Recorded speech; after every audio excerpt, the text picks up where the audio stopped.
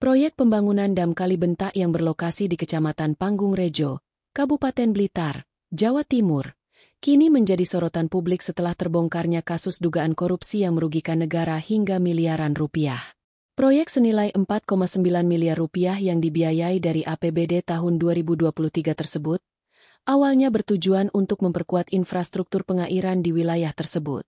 Namun, proses pelaksanaannya justru dipenuhi dengan berbagai praktik penyimpangan.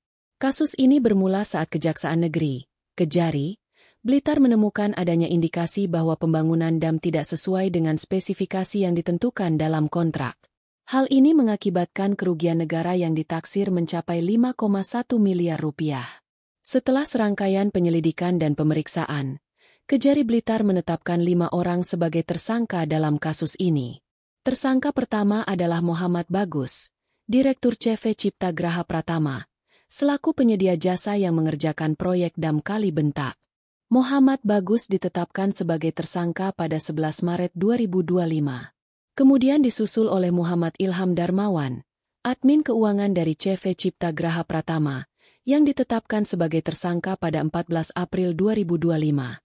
Tersangka ketiga adalah Heri Setiawan, Sekretaris Dinas Pekerjaan Umum dan Penataan Ruang, PUPR, Kabupaten Blitar, yang berperan sebagai pejabat pembuat komitmen, PPK, sekaligus kuasa pengguna anggaran, KPA. Heri Setiawan resmi jadi tersangka pada 22 April 2025. Tidak lama kemudian, Kejari juga menetapkan Heri Budianto, Kepala Bidang Sumber Daya Air, Kabid SDA, sekaligus pejabat pelaksana teknis kegiatan, PPTK, Dinas PUPR Kabupaten Blitar, sebagai tersangka keempat. Heri Budianto langsung ditahan setelah menjalani pemeriksaan selama hampir 10 jam pada 23 April 2025. Perkembangan paling mengejutkan datang pada awal Juni 2025. Kejari Blitar menetapkan Muhammad Mujson, yang merupakan kakak kandung dari mantan Bupati Blitar, Rini Syarifah, atau yang akrab disapa Mak Rini, sebagai tersangka kelima.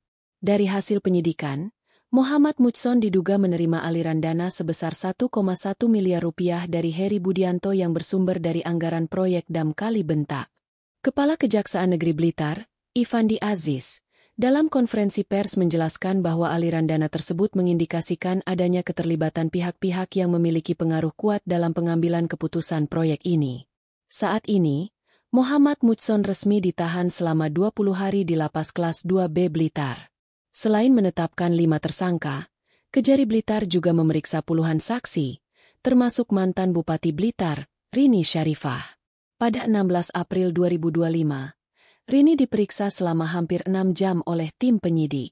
Pemeriksaan tersebut fokus pada peran Rini Syarifah dalam pembentukan Tim Percepatan Pembangunan dan Inovasi Daerah, TP2ID, yang memiliki andil besar dalam proses perencanaan dan pelaksanaan proyek tersebut. Sebelumnya, mantan Wakil Bupati Blitar, Rahmat Santoso, juga telah dimintai keterangan.